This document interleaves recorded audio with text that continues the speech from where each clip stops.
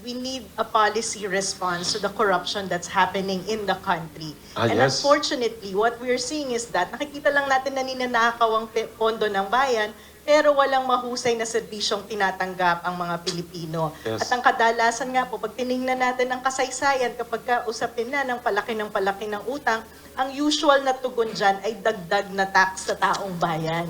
Kaya ang sinasabi po natin, hindi natin ngayon kailangan ng dagdag na tax, kinikilala natin ang palaki ng palaking utang, ang sinasabi natin sa gobyerno, ayusin nyo yung pangungolekta ng tax. And in fact, ibaba ninyo yung tax na kinukolekta nyo sa amin, dahil kung maaayos nyo ang sistema ng pangungolekta ng tax, hindi nyo kailangang dagdagan pa ang pahirap sa taong bayan. Alam nyo po, nakakatawa. So 25 years ago, nung sinimulan yung kampanya sa Revenue Authority, ang usapin noon... 25 years na. Yes, that's a 25 years? 25 years ago. That was the time of Commissioner Rene Banyes. He was the first to really push for the establishment of Revenue Authority in the Philippines. Ang pinag-uusapan po noon ay computerization ng BIR. Wow. That was 25 years ago. Imagine, after 25 years, we're still stuck in that issue of computerization of the BIR. Meron ng blockchain, meron na tayong AI. Sa pinag-usapan namin ni Mon kanina, e-invoicing. Kailan nagsimula yung mandato to implement e-invoicing?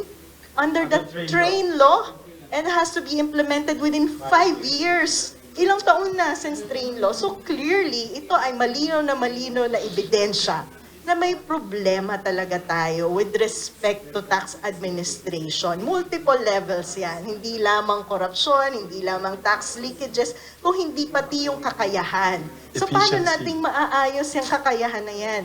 Tinatanong natin kanina, ano yung mga example nito? 25 years ago po, inadapt na to ng Singapore, inadapt na ng Malaysia, inadapt na ng mga country sa Africa, sa South America, sa Pilipinas, ilang beses na itong pinag-uusapan, hindi pinapansin. Bakit?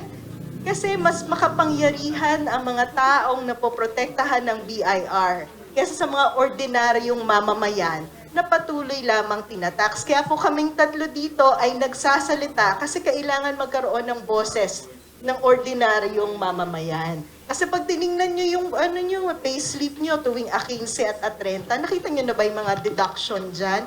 Maliban sa income tax, sa PhilHealth, SSS, Pag-ibig, naramdaman nyo ba kung may impacto sa buhay nyo? Ngayon pagpunta nyo sa grocery, meron pang 12% na VAT. Pero hindi naman natatranslate sa maayos na serbisyo. So ang tugon po natin dyan, bawas-bawasan nyo yung tax namin pag igi-igihan nyo yung trabaho.